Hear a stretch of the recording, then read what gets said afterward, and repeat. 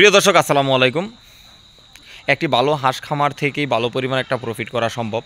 আর সেই হাঁস খামারটা হতে হবে টোটালি গুছানো একটা পরিবেশের। এই দেখতেছেন এখানে আমার এক কাছের বাইয়ের খামারটা হচ্ছে গিয়া বড়াডুবা। আপনারা অবশ্যই পোস্টের মধ্যে দেখছেন আমি খাবার নিয়ে আসছি এই খামারের মধ্যে, মুস্তফা ভাইয়ের খামারে। আর মুস্তফা ভাইয়ের অনেক বড় বিশাল বড় একটা শেড।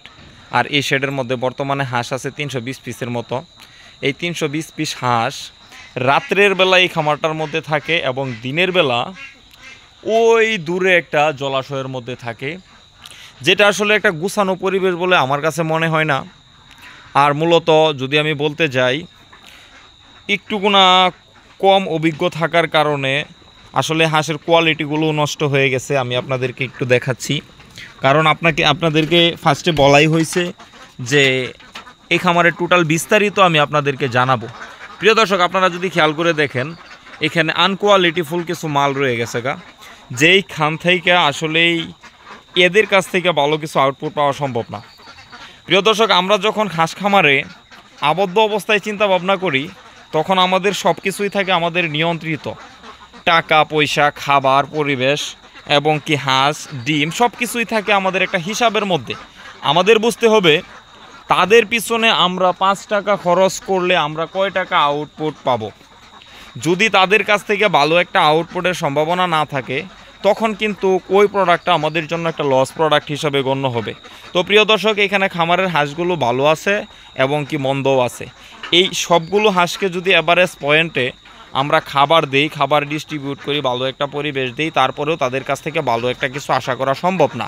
কেন? আপনারা দেখতে পাইতেছেন এখানে কিছু হাঁস আছে আনকোয়ালিটিফুল। এই দেখতেছেন একটা কালো হাঁস, পিলারের গুড়ি, এরকম অসংখ্য হাঁস আছে এখানে। এইগুলাকে যদি আমরা দৈনিক 7 টাকা 8 টাকা তাদের পিছনে খরচ করি তাহলেও তাদের কাছ থেকে ভালো একটা প্রোডাকশন পাওয়া সম্ভব না। আমার নলেজে যতটুকু বলে এখানে যে হাঁসগুলো আছে এই হাঁসগুলোর মধ্যে কিছু হাঁস আমরা বাছাই করব, বাছাই করে যেগুলো ফার্স্ট কোয়ালিটির রয়েছে সেই হাঁসগুলোকে বলবো যে এখন এই হাঁসগুলোকে খাবার দিতে পারেন। আর যে বাকি হাঁসগুলো আছে হয়তোবা সেইগুলো আমরা ডেভেলপ করব, নতুবা অন্য একটা সাইট করে ফেলব। তো প্রিয় দর্শক, এখন আমি আন্টি আছে, আঙ্কেল আছে, মুস্তফা ভাইয়ের আব্বা আম্মা, তাদের সাথে আমি কথা বলবো। খামারটা মাশাআল্লাহ অনেকটা বড় এবং কি আমি খাবার নিয়ে আসছি।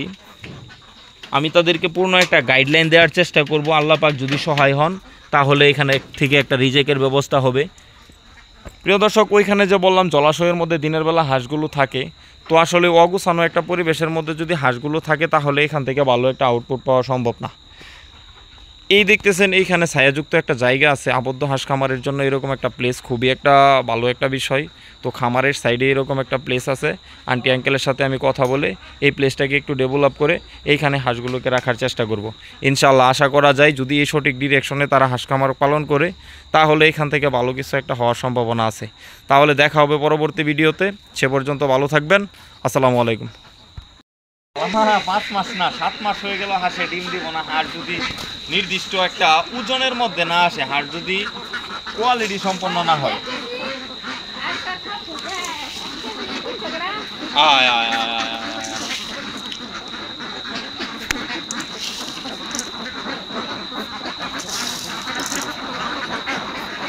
একটু পুরা দিকে খামারটাও দেখাই।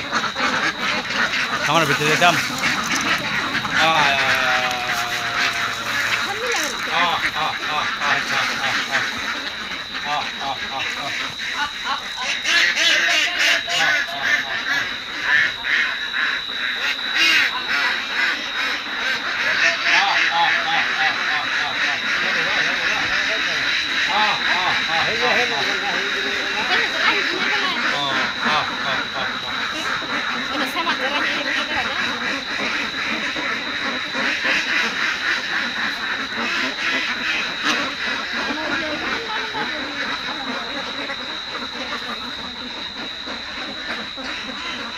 আম্মা, আজটা কি আপনারা বাছাই করতে পারবেন নাকি আমরা বাছাই করে থয়ে যাই? যদি বাছাই করতে পারেন আলাম্মা 20টা আসনা আপনি মিনিমাম এখান থেকে 70 থেকে 80 টাকা বাছাই করে নিয়ে